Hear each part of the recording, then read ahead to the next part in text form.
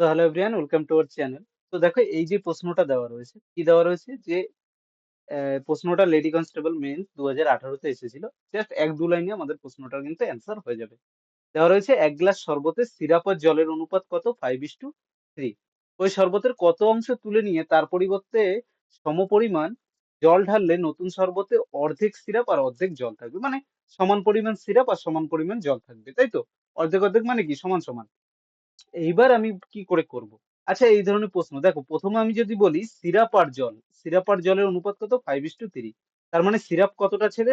Total 5/8 অংশ হলো syrup. Total 5 আর 3 8 অংশের মধ্যে 5 অংশ সিরাপ। আর কত অংশ জল? যে জল আছে টোটাল 8 অংশের মধ্যে 3 অংশ হলো আমাদের জল আছে। এটা তুমি বলতে পারো। এবার আমি ধরলাম টোটাল এক্স পরিমাণ তুলে নেওয়া হলো। তাহলে যদি এক্স পরিমাণ তুলে নিই, তাহলে কতটা? যদি এক্স ধরো এক্স লিটার আমি তুলে নিলাম ওইখান থেকে মিশ্রণ, তাহলে এক্স লিটারে কতটা আমাদের সিরাপ থাকবে? তুমি বলবে 5x/8 অংশ, তাই তো? 1 লিটারে থাকে 5/8 অংশ, সুতরাং এক্স লিটারে থাকবে 5x/8 লিটার। তার মানে ওখানে টোটাল সিরাপ থাকবে কত? 5/8 থেকে 5x/8 এটা বাদ দিলে এতটা সিরাপ থাকবে। এবার জল কতটা থাকবে সেখানে? জলও কতটা দেখো, এই এক্স লিটারের মধ্যে কতটা আমরা সিরাপ তুলে নিলাম? আমি বললাম 5/8 লিটার হলো আমার সিরাপ ছিল। সেখান থেকে এক্স লিটার তুলে নিয়েছি, মানে এক্স এর মধ্যে আমার কি কি চলে এসছে? এক্স এর মধ্যে 5x/8 লিটার হলো সিরাপ উঠে চলে এসছে।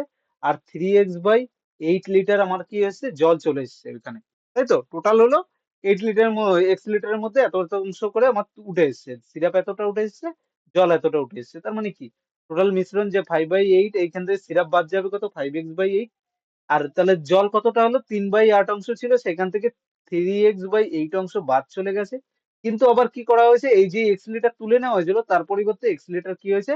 জল মেশানো হয়েছে। তাহলে মিশ্রণ কি হলো এখন? এখন বলা হয়েছে হাফ হাফ হয়ে গেছে, মানে এই দুদিকে মিশ্রণ যেটা রয়েছে সেটা সমান হয়ে গেছে। বুঝতে পেরেছো?